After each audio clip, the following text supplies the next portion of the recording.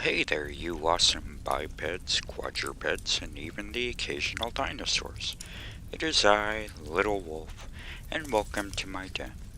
Go ahead, come on in, but please wipe your paws before entering, and go ahead and take a seat by the fire. The cauldron is bubbling, so go ahead and take your choice of coffee, tea, or hot chocolate. Alright, so let's go ahead and jump straight into this. Today, we are going to be talking about the 1959 movie Beast from Haunted Cave.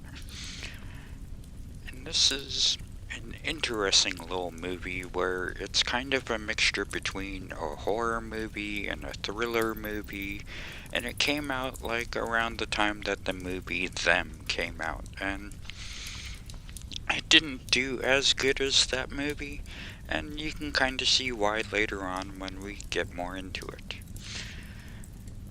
But, let's see here.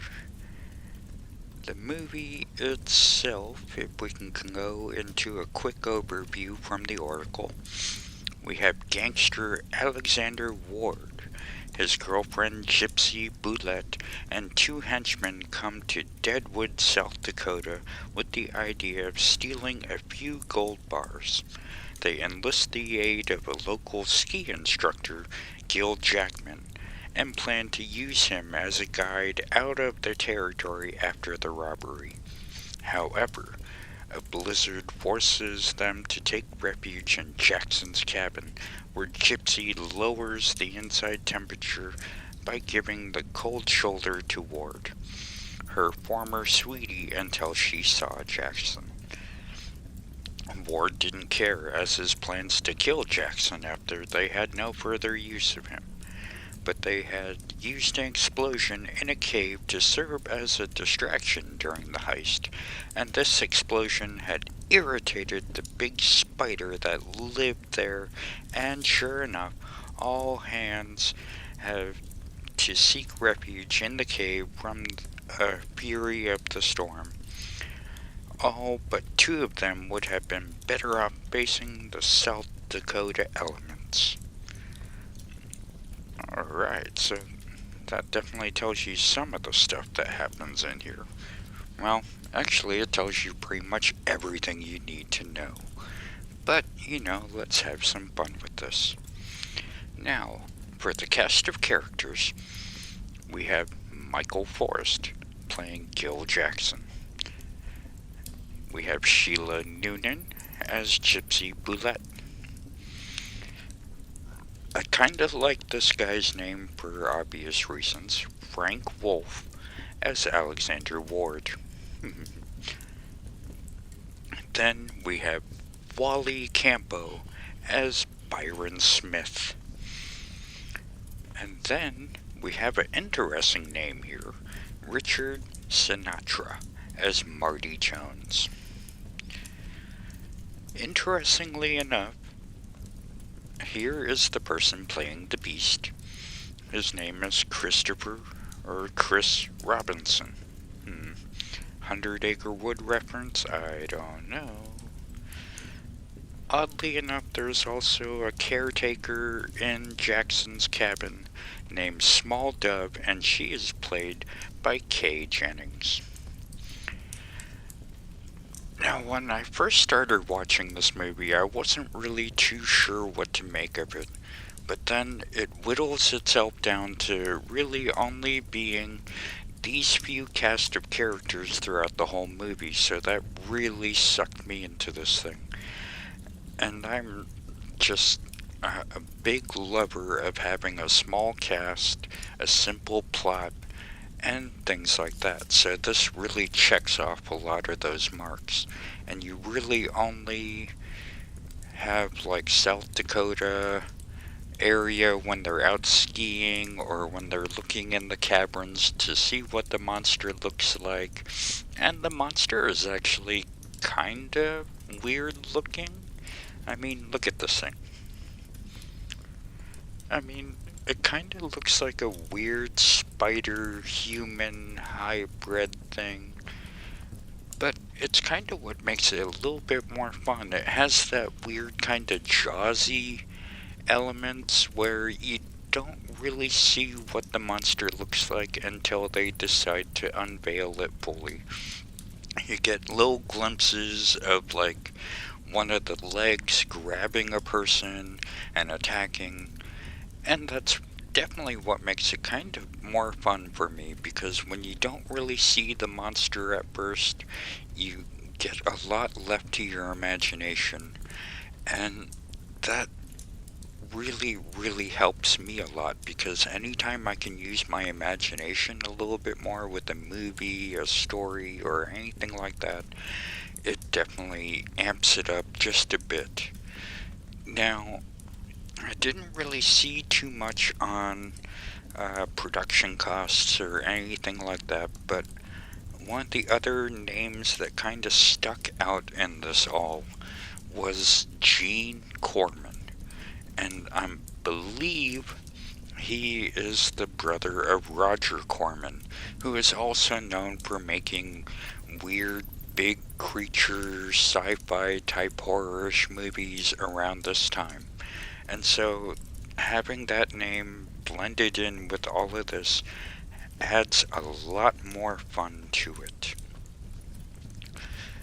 And like they say, this group of gangsters decide they're going to pull off a heist, and a way to distract the people that are around, they set um they set a little bomb to go off inside of a mine, and the explosion is supposed to cause a big enough distraction that the authorities and people around the town are going to be off trying to figure out what happened there, and they make their way into a bank. I believe it's a bank, but they wind up stealing 6 gold bars, and in that process, uh, they do wind up pulling off the heist, of course.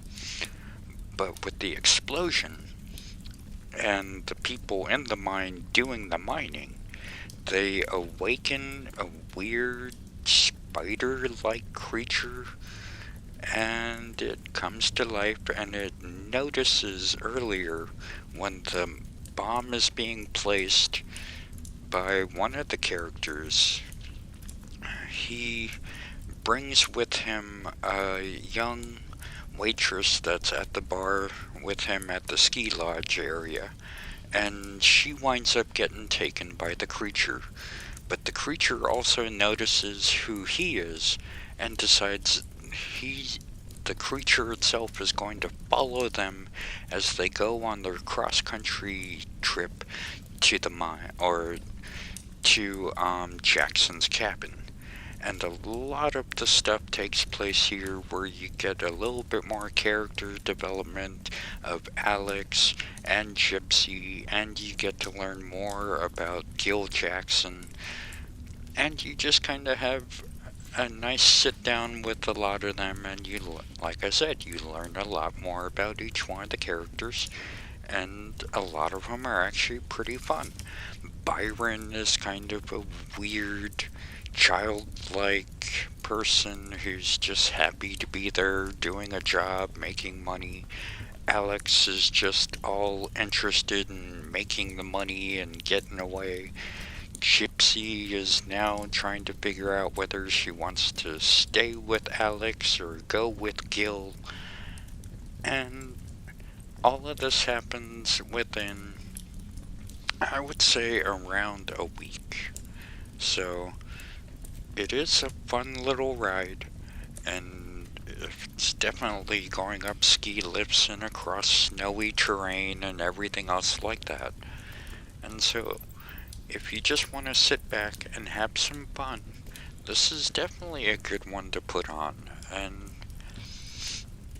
I would say it's a good one definitely to have your hot chocolate or your tea or your coffee, have a good little fire going like we do here in the den, and just sit back and watch and have a good time.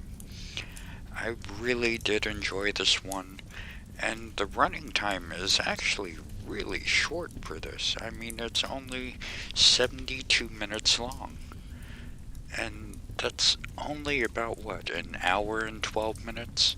But then again, back then, in 1959, most feature films were around an hour to an hour and 15 minutes or so, versus like when I was growing up in the 90s and the 2000s, they would like to have a movie be around an hour and a half. And nowadays, people don't seem to be happy unless a movie is around 2 hours to 3 hours long. But I mean, for just a quick hour-ish movie, it definitely sucks you in and you get kind of caught up learning a bit about each character, and you get to see the nice terrain of South Dakota at the time. The Corman brothers had bought some land there and they decided, hey, let's make some movies here. And that's kind of the thing that the Cormans did. And this is definitely one that, just put it on, get your friends together, and just have some popcorn, have some drinks, and have a good time. I really did have a fun time watching this, and just parts of it too where it would have areas where they had the radio making announcements and things like that. It brings me back to kind of watching my other favorite black and white horror movie, which is Night of the Living Dead, and a lot of the stuff that happens there is explained through either the TV or it's explained through the radio. So, I mean, anytime when I can watch a movie where it has 5 to 6 to 7 characters or so and have an easy plot line to follow, and check your brain at the door, because I mean, it is a giant spider living in a cave in a time where, from what I remember scientifically, oxygen depends on the size of the insect. But it is definitely a fun movie, and I hope you guys had some fun learning about this movie with me, and I highly recommend you sit down, give it a watch, and check it out. And thank you for joining me today in the den. And I hope you guys have a good day, a good night, a good evening, or whatever you have. Just make sure it's good. And remember, we all have one planet to share, so let's at least be civil. So, until next time, my fellow bipeds, quadrupeds, and even the occasional dinosaurs. Bye-bye for now. Little Wolf out.